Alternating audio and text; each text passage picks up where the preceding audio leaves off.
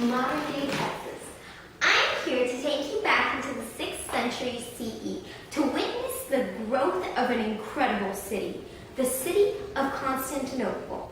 Constantinople was located in the Byzantine Empire, and we will be exploring its characteristics under the reign of Justinian I. We will talk about some of the trade relations, the religious policies, the war and disease that goes on in that time, the religion, as well as mentioning some of the architecture and significant arts. We will talk briefly about women's rights in that era and about the social and political structures. Okay, but in order to get there, we need to travel, so hold on tight.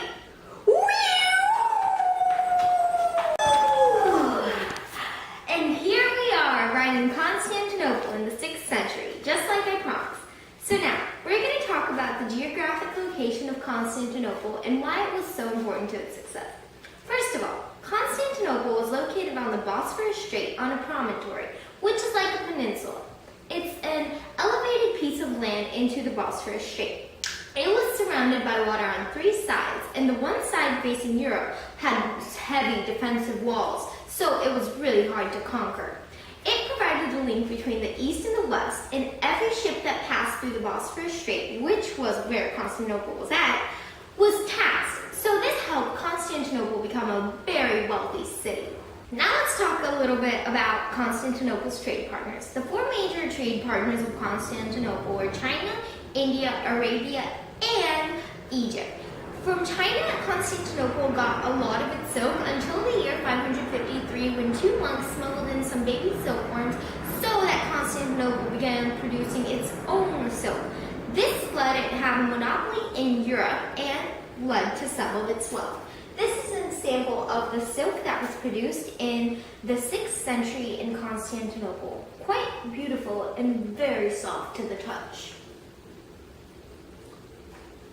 From India, Constantinople imported a lot of spices because they were very lightweight, very high value, and did not spoil. Also, they really helped make their food a little more delectable. See? This is common spice that was important. It's called myrrh. From Arabia, they imported a lot of incense, which was basically just dried plants mixed in with essence oils, and that was viewed as a luxury product for the higher aristocratic classes in Constantinople, and the ladies would really fawn over that stuff. And lastly, from Egypt, they imported a lot of their grain. Constantinople had a lot of grain itself, but with a population of 500,000 people, they could never have enough food. So from Alexandria, they brought in a lot of grain. Well, what Constantinople gave in return to those products was golden coins, which was sort of a universal currency because everyone accepted it. Also, Constantinople produced a lot of olives and essential oils. Now let's talk a little bit about religion.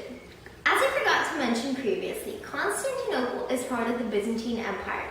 The Byzantine Empire was the eastern part of the Roman Empire that broke off and moved to Constantinople, or the region around it. In Constantinople, the main religion was Christianity. However, they were not Roman Catholic like their Roman ancestors. They instead were Orthodox. This became very prominent during the rule of Justinian I, who was against paganism, and he would forcefully spread Christianity. It became known that in Constantinople, if you're not Christian Orthodox, you're not welcome. Now let's talk a little bit about the wars that went on in Constantinople.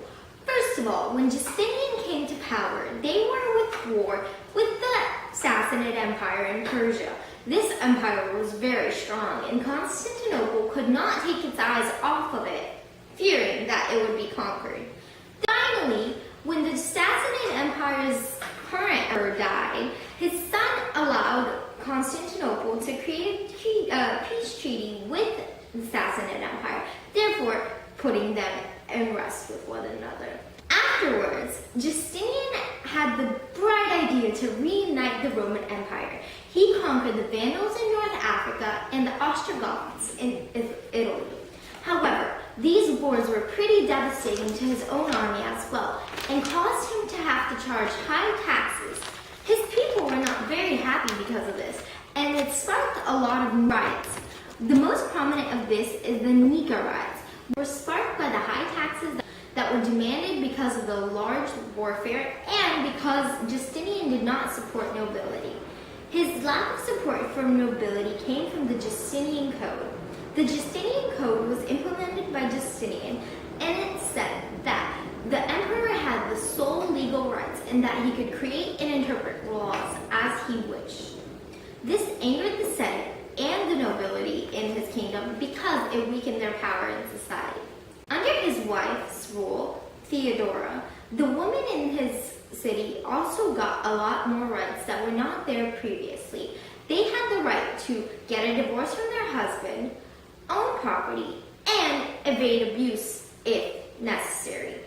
Now we're going to have to talk a little bit about diseases, but don't worry, they're not that scary. Only like 40% of Constantinople died during the Justinian plague.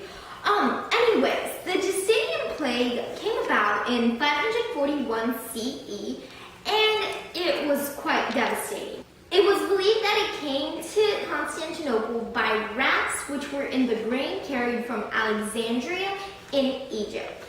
Its long-lasting effects were really devastating as well. First of all, it killed over half the farmers and military men in Constantinople, causing the food supply and the military power of Constantinople to diminish exponentially.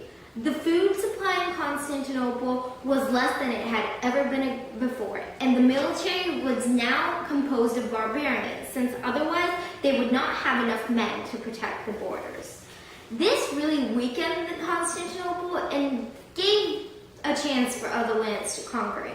But don't worry, because there is a plus side to this. You know, if you're not one of the 40% that died, then there'd be a lot more job opportunities, and we'll just leave it with that. Now let's talk a little bit about the architecture in the Byzantine Empire. This is something that you can really be proud of if you're living here. So I forgot to mention that during the Nika riots, the biggest two churches in Constantinople were burnt down, the Hagia Irene and the Hagia Sophia.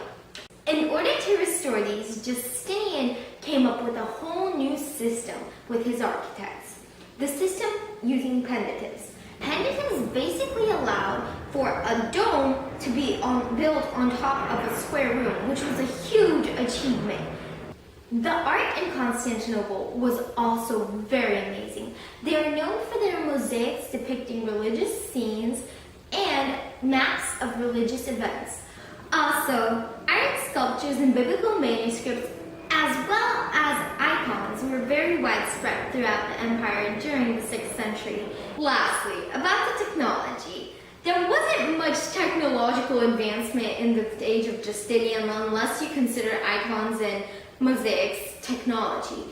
But a little after this period, the Constantinopolians developed Greek fire, which you threw at the enemy and it burned. It burned even in water. Now, to sum up why you do want to live here a lot. First of all, if you're a woman, you have so many more rights than anywhere else.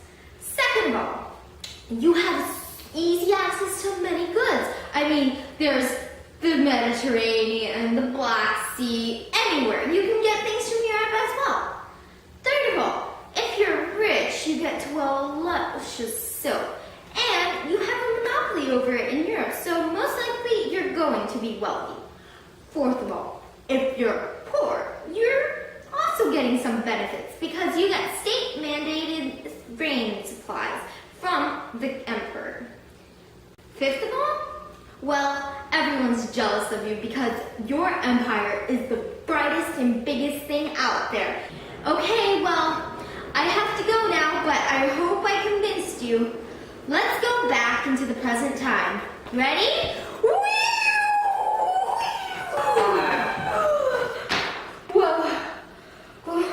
Well, that was quite a ride.